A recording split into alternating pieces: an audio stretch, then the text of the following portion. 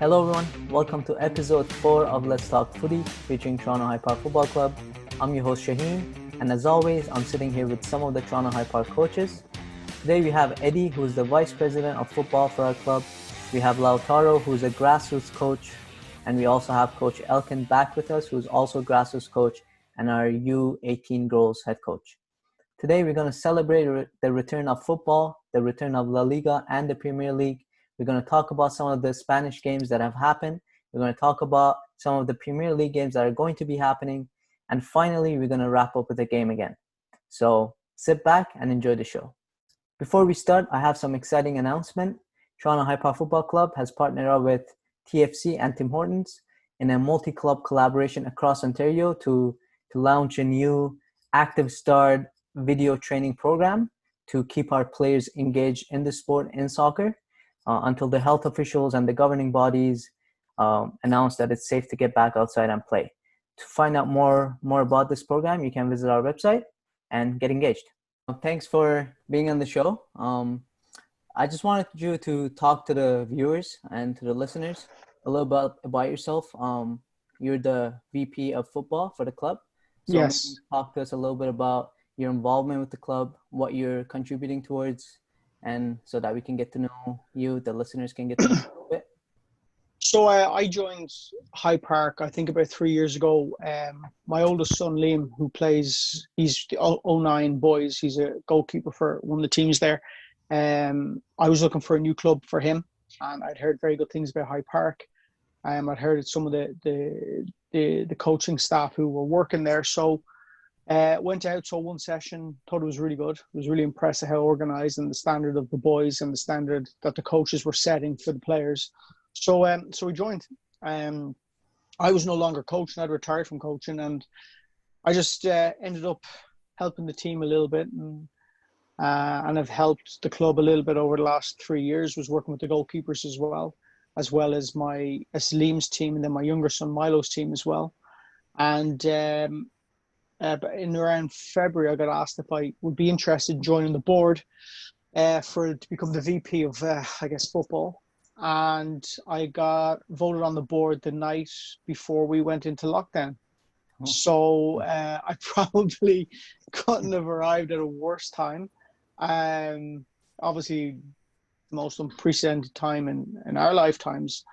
And it's been a interesting experience. There's been a lot of activity behind the scenes, like vis-a-vis board meetings, wondering how and when we can get back to play, get the kids back onto the field in a safe and organized environment that's safe to the coaches, the players, and obviously the families who are bringing their children to us on a daily basis if we're doing camps, and 2 or 3 times evenings a week if we're able to do team training. So it's been very, very, very unique. But the beauty of it is it's been unique for everybody. I mean, every club, every citizen of the country is in the exact same position, no matter the sport. And I think the guys behind the scenes, Gareth and Jason and the coaches who are doing the online education have done a fantastic job, because it's definitely, you're all displaying a skill set that you probably never thought you had previously.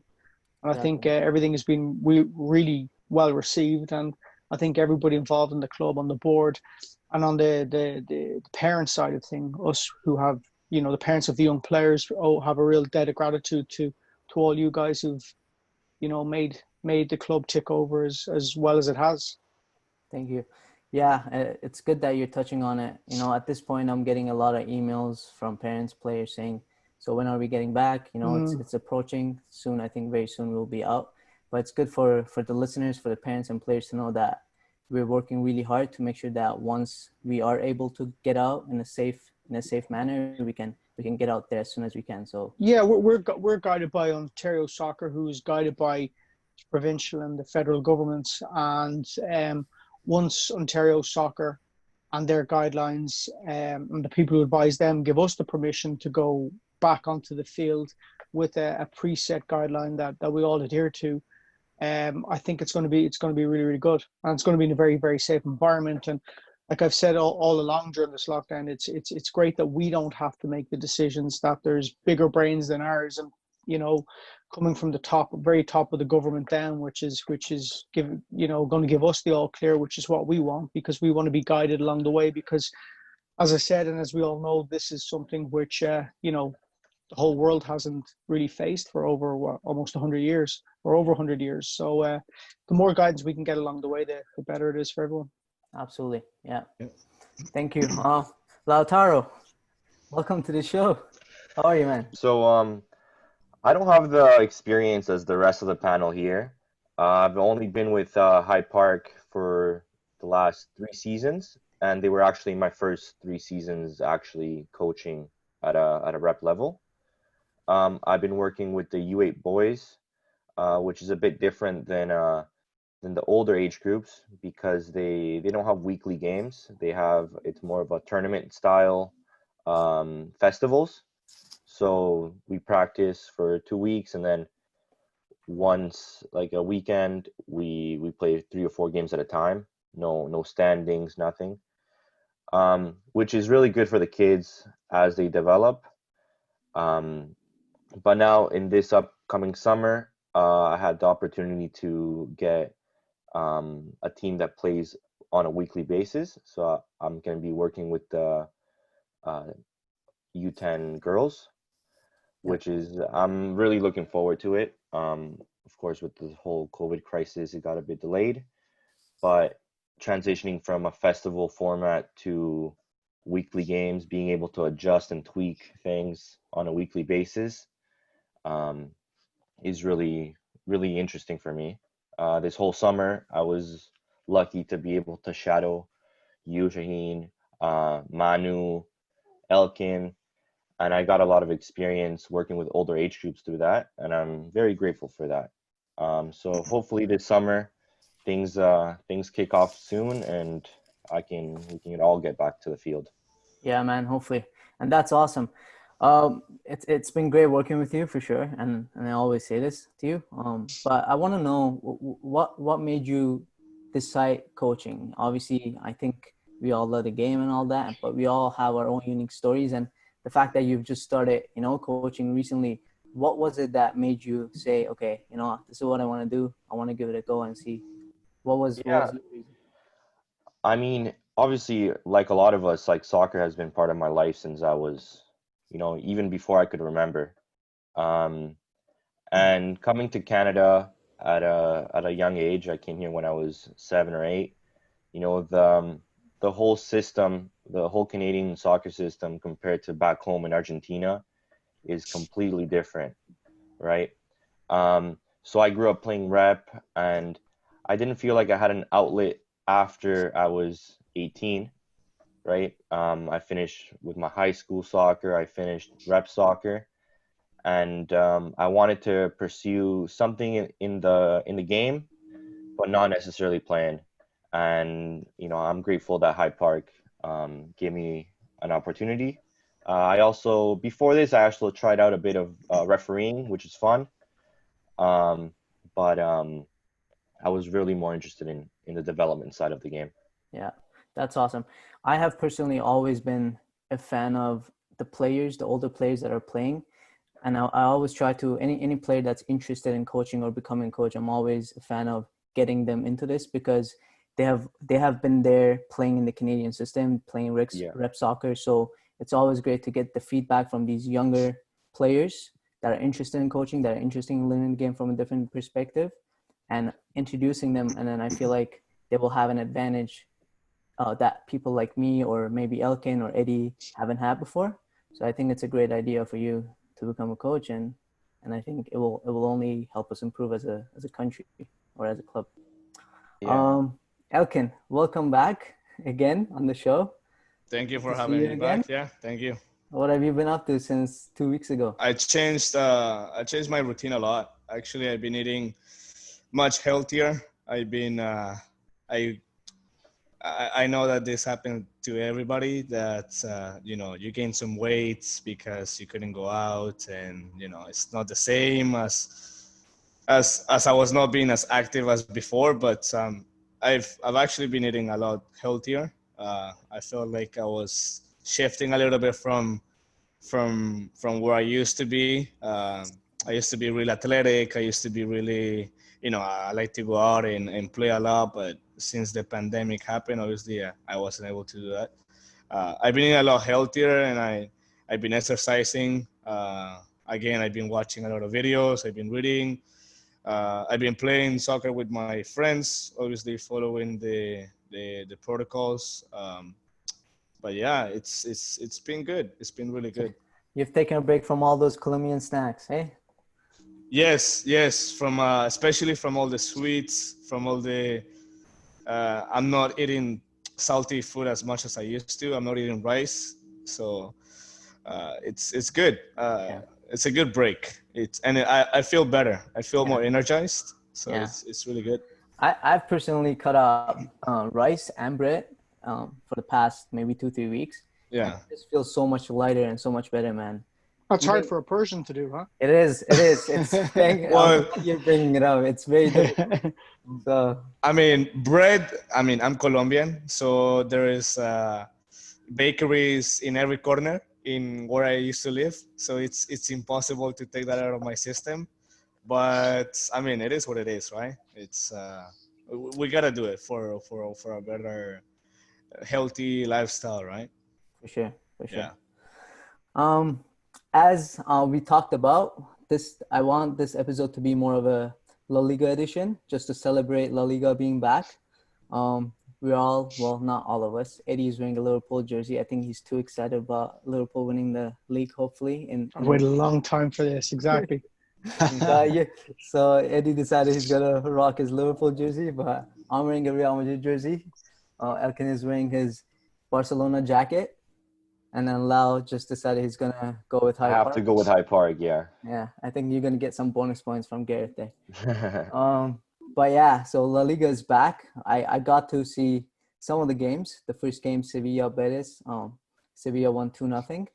I think all the games that I've seen so far, teams they still look a bit rusty because they're just coming back. But when you're watching a team that's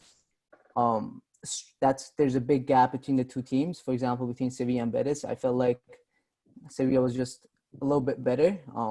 I don't know why. I don't know if it's the quality of the players they have or they've had better preparations, but Betis looked a little bit rusty and shaky, and you could see it in the other games: Barcelona, Mallorca, Real Madrid, and Eibar. So I want to hear your thoughts. What do you guys think? I think what's really interesting is that once you remove the crowd away from it, I think it probably takes away that the supposed advantage that some of the weaker teams will have, where their players can really get up for it and really take it to the better team. So then when that happens, I think you really do see really which team has got more quality.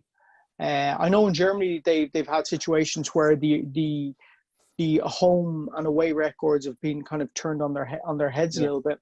Yeah. But in Spain, if you're playing against Real Madrid and you're going to the Bernabeu, or sorry, they're going to the Bernabeu, or Real Madrid are going to your hometown, your players really get up for it, and a lot of that is on the back of the crowd, and if you don't have that, then I think just the quality shines through, and it's very, very difficult for the weaker team to turn over the bigger team. So the cream rises to the top. Then also, as we discussed just before we started recording, you've got 5 substitutes. Real Madrid used, I think, their entire bench over the weekend. So you've got them, replacing Modric with another world-class midfielder, or in the case of Barcelona, they took off Griezmann and brought on Suarez. So, I mean, Yeah, it's very few clubs in the world who can afford to do that, to make like for like substitutions like that. So it's going to be interesting moving forward. If just the bigger teams, no matter in what league, just pump the smaller teams, because we're going to see that the advantage that having full stadiums, kind of the boost and how it transforms from the crowd to the players and the advantage it gives them. And maybe we're going to see that at the end of the day, it's just about the quality of the players, never mind anything else. yeah, and I think you touched on a great point.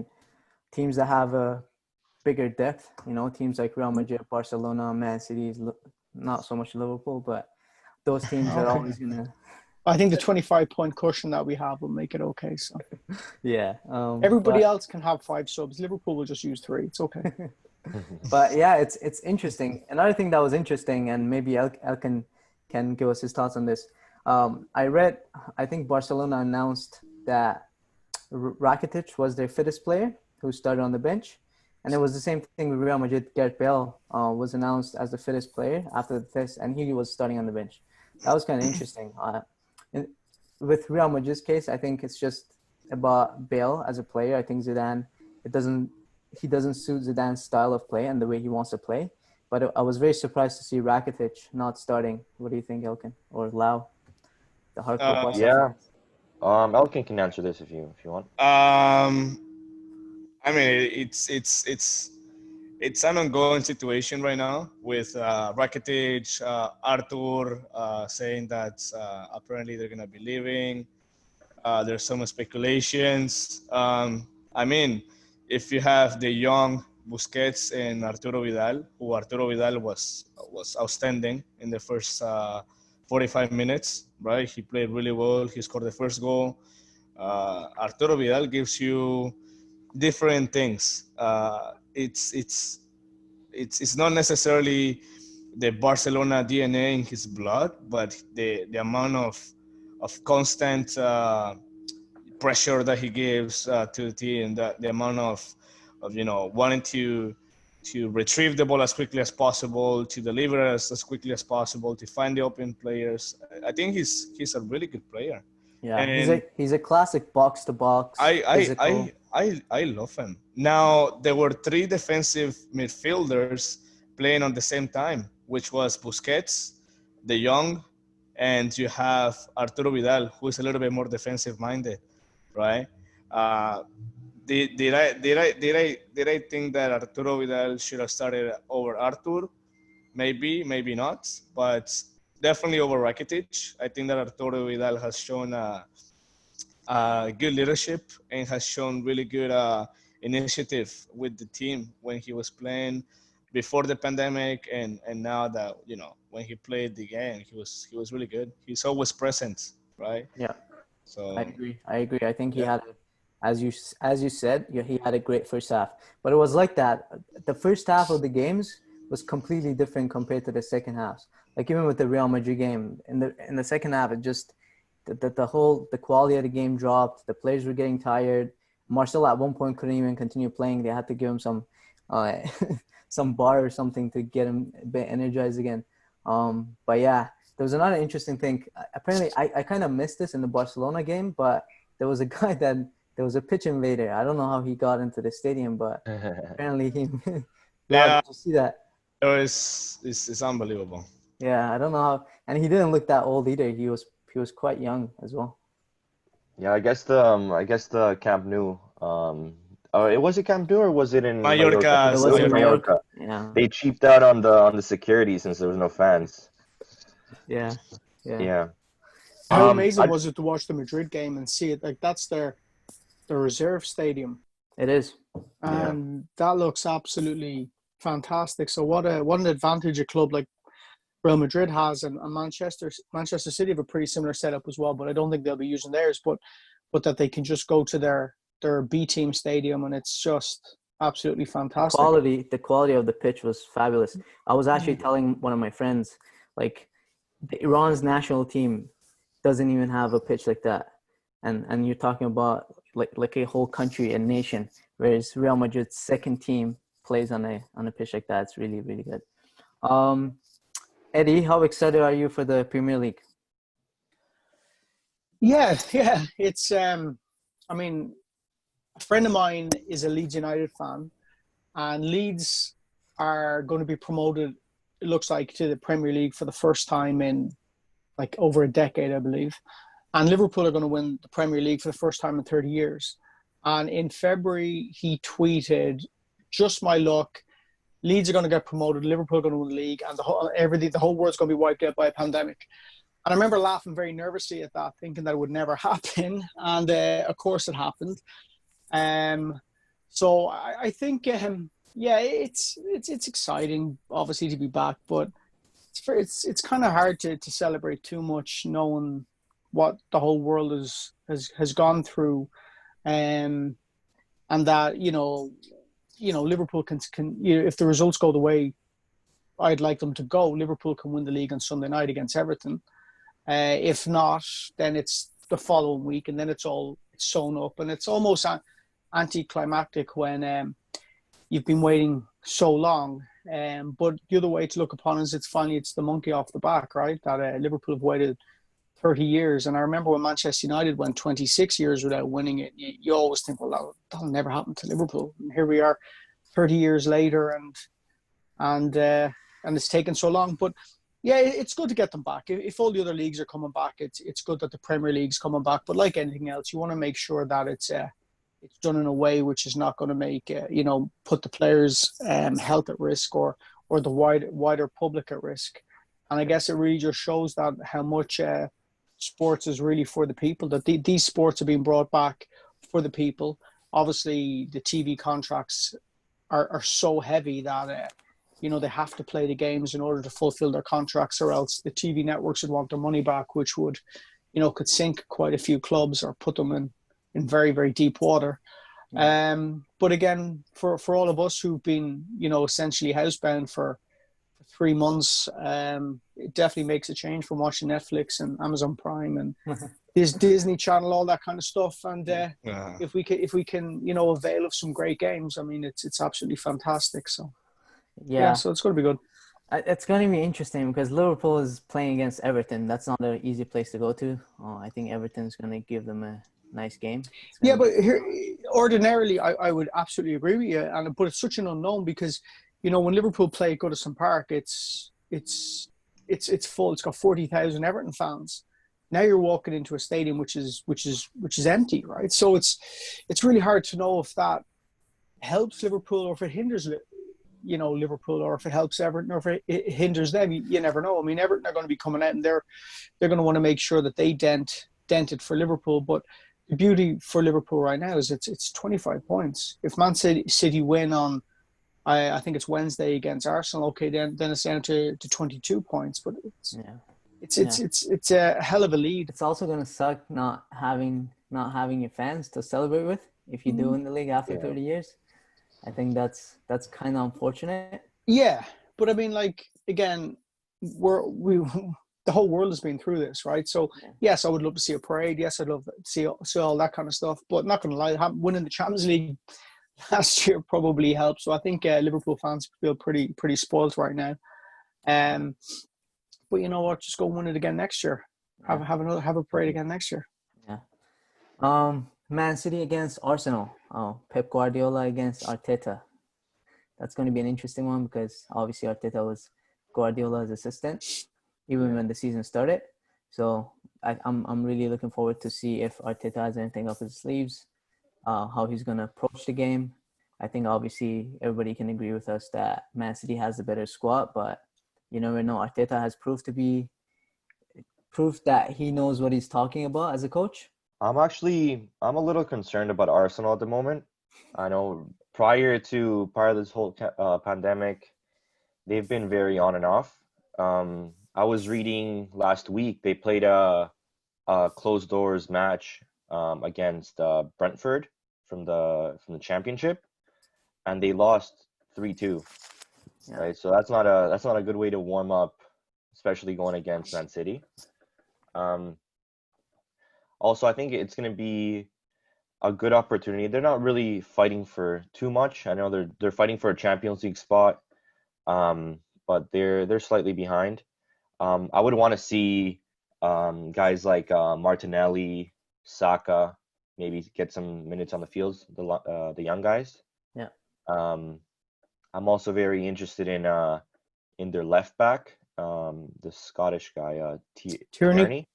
Yeah. He looks very promising. He just didn't get too much opportunities prior to the pandemic. But I think having a 2-month break, individual fitness, it plays a big part. So I think if a lot of guys are striving to get into the first team, I think this is the right time for these young guys to break through. 100%. Yeah, especially with the 5 substitution rule. Yeah, think- exactly. I think they will get to play, because I think a lot of teams, what they're doing is they're starting their subs very early, like beginning of second half, 50th minute, 55th minute. So if you're a youngster coming off the bench, you're gonna have a lot of time to settle into the game and have time to make a difference. But I think you also see, sorry, just on the 5 subs, I think you also see a lot more like for like substitutes. Because when you got 3 subs, you got to think about maybe changing your formation or what you're going to do. So again, you saw with Barcelona the weekend, where they just made a like for like substitute in terms of Suarez for Griezmann, and the bigger teams will be able to do that. But if this was a regular La Liga or Premier League game, you might be taking off an attacking player from a defensive player because you're thinking about what stage of the game you're at. But now it's completely kind of turned things on its heads a little bit. It's almost like the substitutions are being made to save the play. It's more like a preseason game substitution where you're trying to give them a break, rest them, instead of bringing in subs to change the game and change the tactics of the game. Yeah. So it's a bit different, but I think that's going to change once the players start getting more game fit. Yeah. And also the water break, right? They have water breaks, so that's. Well, I think that was only just in La Liga because of the heat warning, but I'm not sure if that's. Well, in Mallorca, actually, they said that because the weather wasn't that hot, it's more about what you were talking about, right? So the players, they're not as fit as they were 3, 4, or 5 months ago. So that's why they're trying to do that, right? Yeah. Yeah. And there's another game on Friday, which is exciting. It's going to be when our podcast comes out. So the Spurs and Man United game. That's something I'm looking forward towards. Oh, that's gonna be a good game. Mourinho against Man U. I think it's going to be interesting. The Spurs have had some interesting stories during the pandemic. I think they're getting in trouble a lot with players not following the rules, their manager not following the rules. Yeah, Dele Alli is suspended for a game. So he's not going to be in that game. Yeah. He's not going to be playing that one. I think it's going to be a great match, to be honest.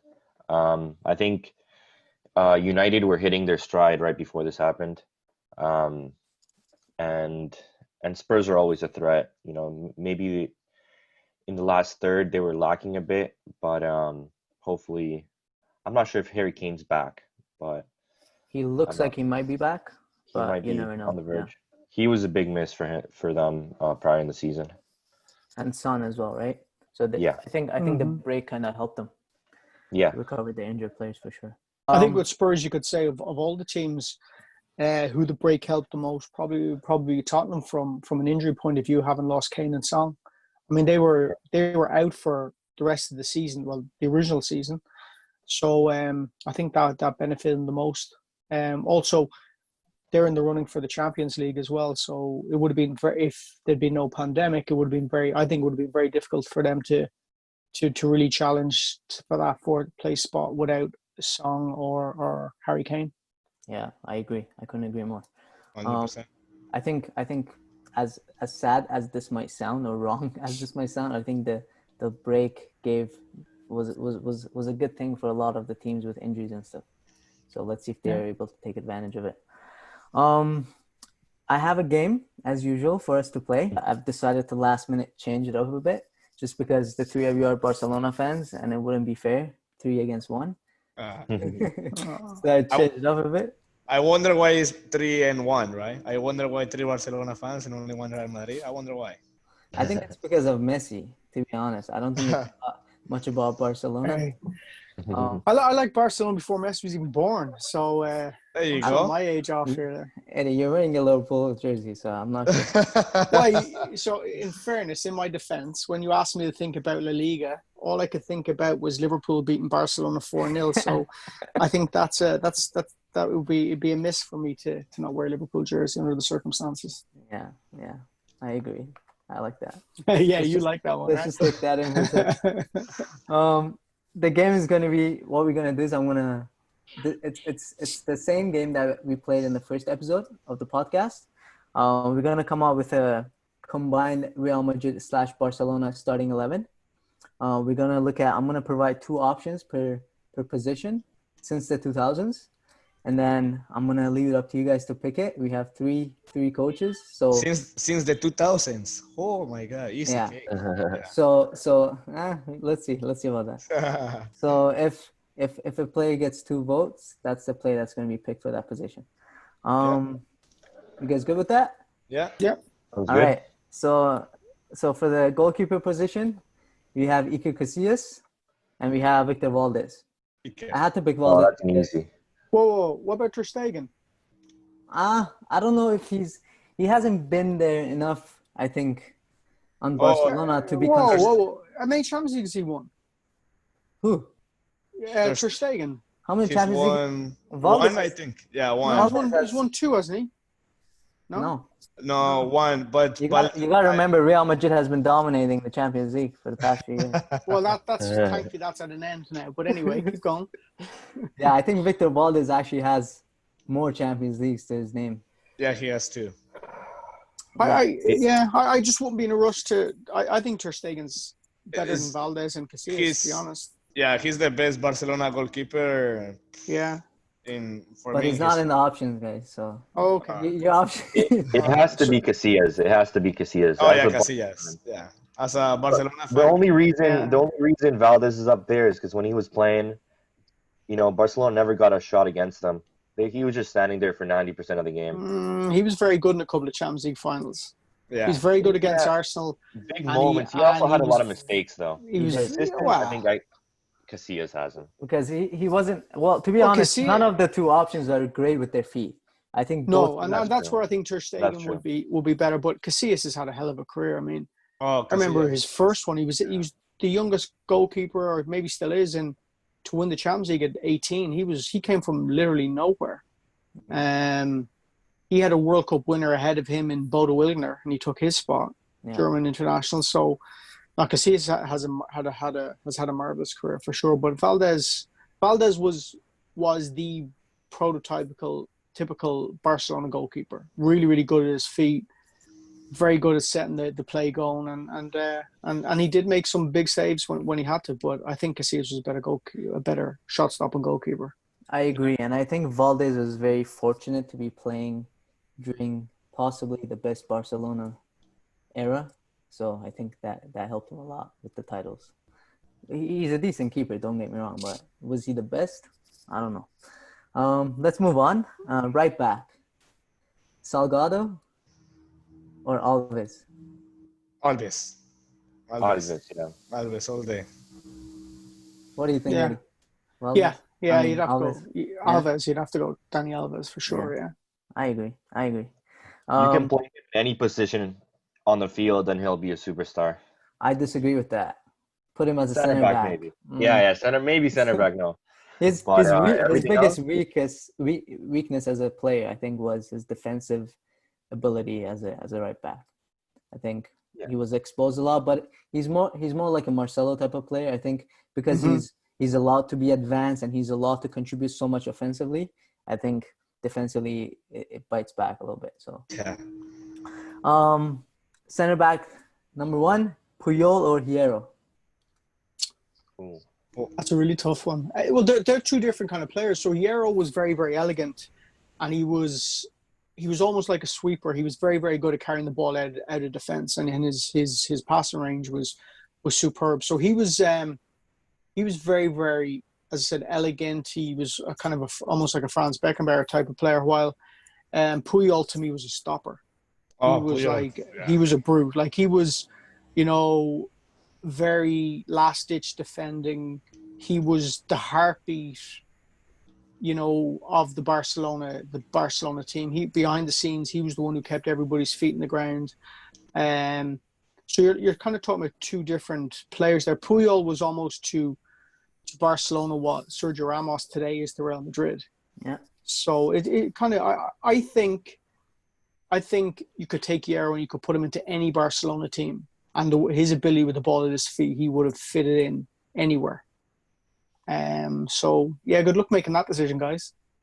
So Eddie just I'm backing away. Well, it depends how you want to play. So if you want to have a real football inside, and it's kind of ironic to cut Puyol because he came from such a football inside, But I think Yaro could do anything that Puyol could.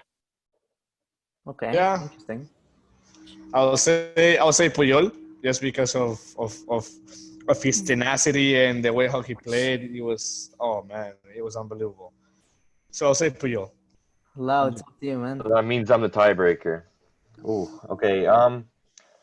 For me, it might be showing my age, but I grew up watching Puyol. I didn't watch too many Euro games. Obviously, I've heard a lot about him. I've seen some highlights.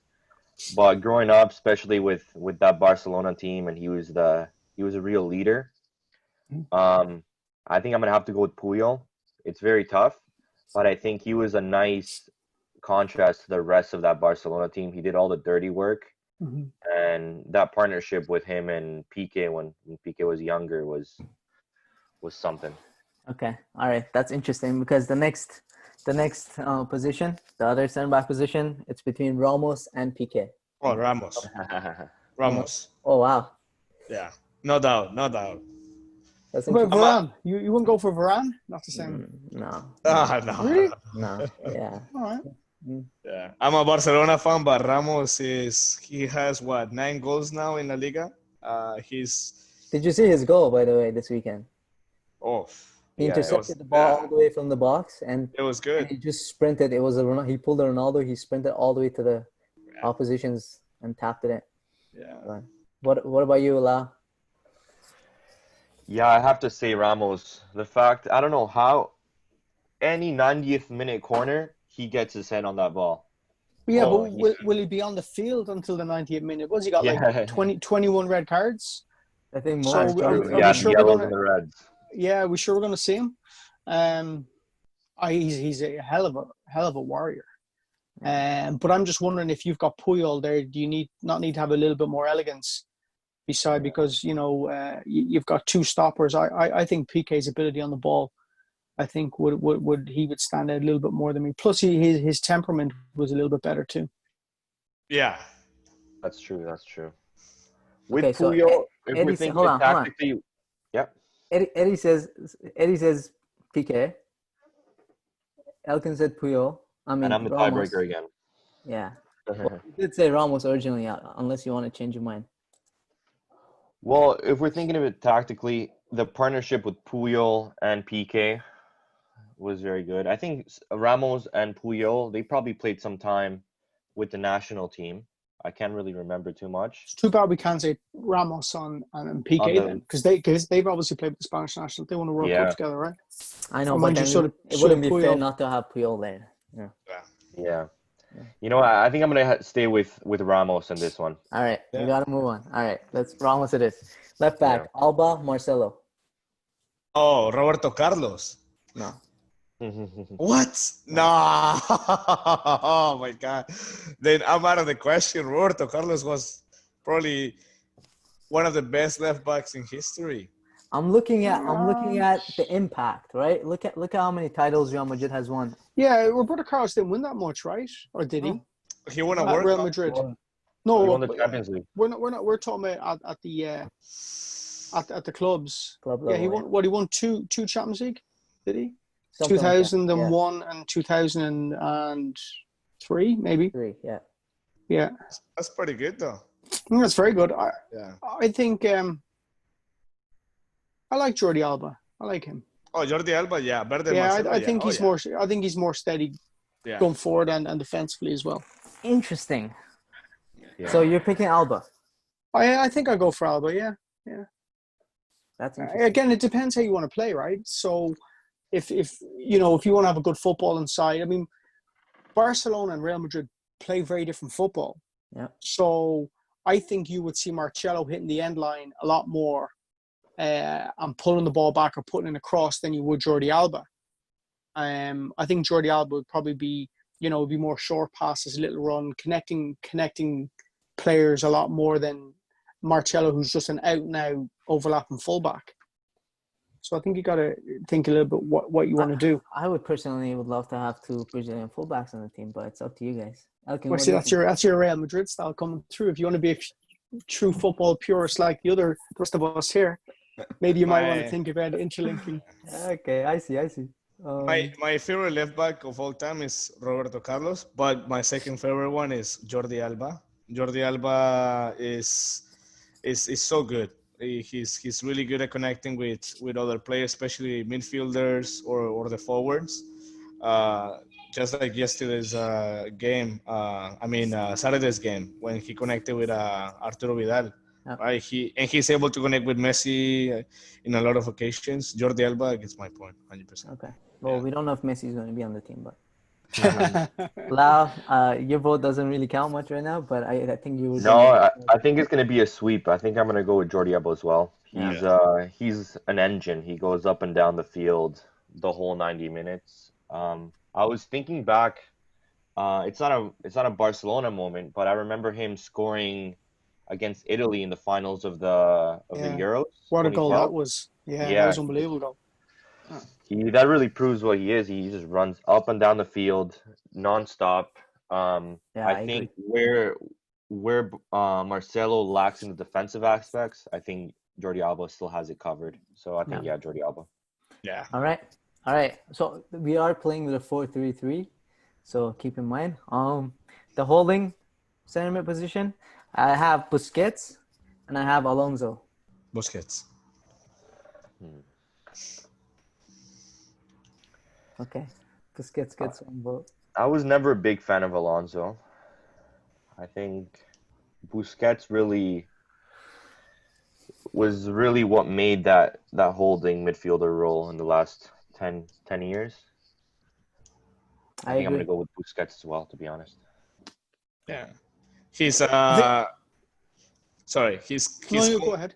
Yeah, his composure on the ball, Busquets, and the way how he simplifies the game,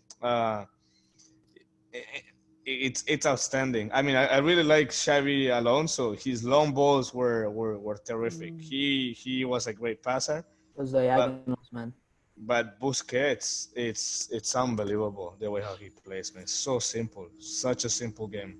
Yeah, for sure. Xavi Alonso's a better passer than Busquets, for sure. But I think Busquets is a pure defensive. He's got the nasty side as well. Oh yeah. He's got that then, and he'd be a little bit harder, I think. Then, and I also think the side that you're probably going to pick, we're going to pick as well, will have enough passers in it anyway who could do what Xavi Alonso would do from a passing point of view. But Busquets was get it and give it to the better player. Yeah, which is very, very important, particularly if you're going to have those two fullbacks bombing on all the time as well. Yeah, I agree. Center mid, Xavi or Cruz? Oh, that's Xavi. A joke, isn't it? No, oh my goodness! It's not a joke. Wow. Okay. Xavi. Has to be, yeah. Xavi. Yeah. All right. How come Guti was not in the question? Guti. Yeah. Guti's good. Guti was good. I think Guti is better than Kroos. I love Guti. No, he was good. No. You don't think so? Oh. No, I don't think so. Look at what Cruz has won. Cruz has won the World Cup. Yeah. Cruz has won the number of Champions Leagues. He's won the. Cruz is a good player. He's look at his goal, man, on the weekend. Like the way he hit that ball, he meant to hit it. He's a good. He had better attitude than Guti as well. Yeah. Guti's a little temperamental, but yeah. Iniesta, Zidane. Oof, that's probably the hardest one. That's the hardest one. Oh man. And I was putting this down. I was like, it's gonna take a while. I have to go with Iniesta, 100%. Iniesta is a mixture of like Messi and Zinedine Zidane.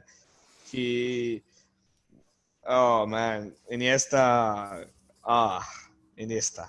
That's it. That's all I can say. Zidane has to. I go with Zidane. He was just. I think as good as Iniesta was a very, very good cog in the wheel as well. But I think Zidane could settle. He could settle a game on his own. Either he sets somebody up with his passing, or it would be him scoring from a set piece, be it like a corner, like the 2 goals he scored in the World Cup final, or he would actually take a free kick and put in the top corner, or he would, I think he was so influential. I do think week to week, game to game, I think Iniesta was probably better, was more consistent. But if you were to have like a one-off game and Zidane could bring it to the party, I think he was just so unique, and he's a big man as well. He's about 6'3". Like he was, his footwork, his elegance was just like, he's the kind of player you look at and I always go, how did you become like this? Yeah. You know what I mean? Like how? Yeah. And I think Zidane has everything Iniesta has and more. Yeah. I think he has more weapons. But not the same level of consistency to give it to you. I mean, Iniesta, think of the hurdles. He's 5'6". Like he had to really fight for a career. I would imagine life came a little bit easier to Zidane. Yeah. But I think if we're going one-off, I think I would go for Zidane. Yeah, I'm very similar thinking to Eddie. I mean, when you look at the midfield that we have, Busquets, Xavi, Iniesta there as well. Obviously, that Barca lineup was amazing. But as an individual player, I think you can't really not include Zidane in this. To be honest, I think we should be questioning the coach Shaheen going for a 4-3-3 instead of a 4-2-1-2. Personally, I mean, so if we lose, we'll just blame the coach. I'm just trying to be modern. Anyway. Or you saying I'm old? So Lau, Zidane it is? It has to be Zidane. I can't not put him. I gotta be honest, guys. I'm pretty surprised with some of the picks you guys are having. But let's go on the left side. Ronaldinho, Cristiano Ronaldo. On his best moment, Ronaldinho all day. Overall, Ronaldo. There's no question. Okay. Yeah. Ronaldo. You can't bet against the guy. I don't think you can bet against the guy. No, you can't. And I love Ronaldinho, but I have a lot more respect for Ronaldo than I do Ronaldinho, because Ronaldinho had a lot more gifts than Ronaldo. But look at the dedication Ronaldo has. Yeah. He is taken everything out of. He has rinsed his career out and then more. Just when you think he's done, it's towards the end of his career, he comes backfiring. Yeah. Lau, you agree with CR7? Well, I have a personal conflict here. As an Argentinian kid growing up in Little Portugal, I cannot say Ronaldo. It was growing up. It was the whole Messi versus Ronaldo, and I had to, defend myself on a daily basis, proving that Messi is better than Ronaldo. So just for that sake, I'm going to go with Ronaldinho. I know it doesn't change the answer, but I'm still sticking with it. Very, very, very petty. That's very, very petty. You must have been hurt at some point. Wow. I was blamed for when Spain beat Portugal in the 2010 World Cup. I was blamed. I'm not even Spanish. I'm Argentinian, and I was blamed for that. But oh my God, that's childhood memories. All right. On the right side, Messi, obviously from Barcelona, and it was really difficult to pick a Real Madrid player. That's not even, are we voting on this, or that's just no.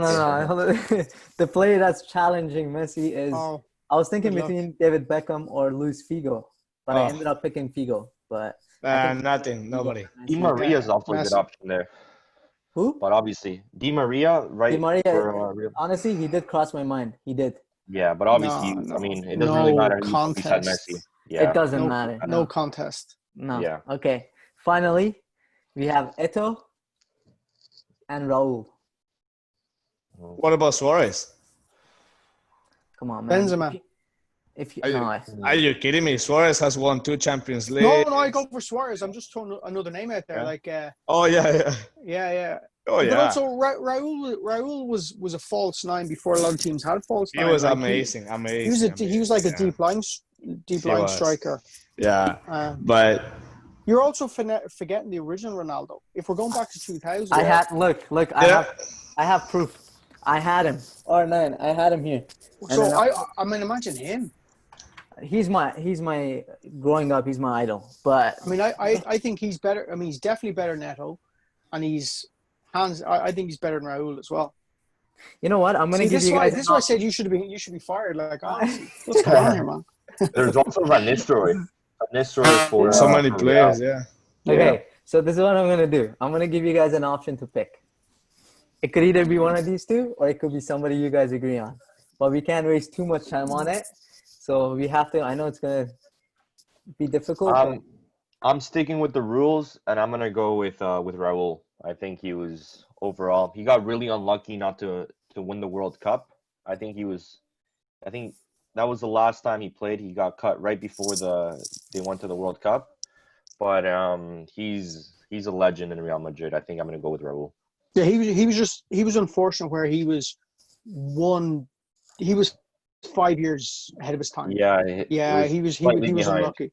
Yeah. Yeah. But that's why I'm going to go with Ronaldo. Yeah. The Brazilian Ronaldo. The Brazil. Oh, Yeah, I'm not going to call him anything else. if we're talking about the best number 9, Ronaldo all day. Oh yeah, all day. so R9. Yeah. I mean, yeah. Can you imagine? You know, Oh. Ronaldo up front with Messi floating behind, Oh, man. or one of them pulling. Oh man, that's just Okay, R9. unbelievable. All right, I'm glad. That puts a smile on my That face. fills your that's because it fills your Real Madrid contingent, right? Yeah. Yeah. Actually, that's true. You guys want to pick a coach? Guardiola. Has to be Pep. Yeah. Guardiola. Pep Guardiola. Imagine what he could do with Cristiano Ronaldo or even the other Ronaldo. It's.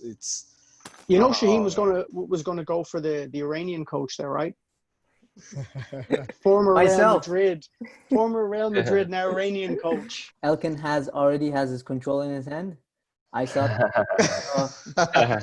I think he mentioned he's gonna go for training at 5, but I think it's actually at 4. He's locked down. No, he's locked down for Fortnite. He's going to be there.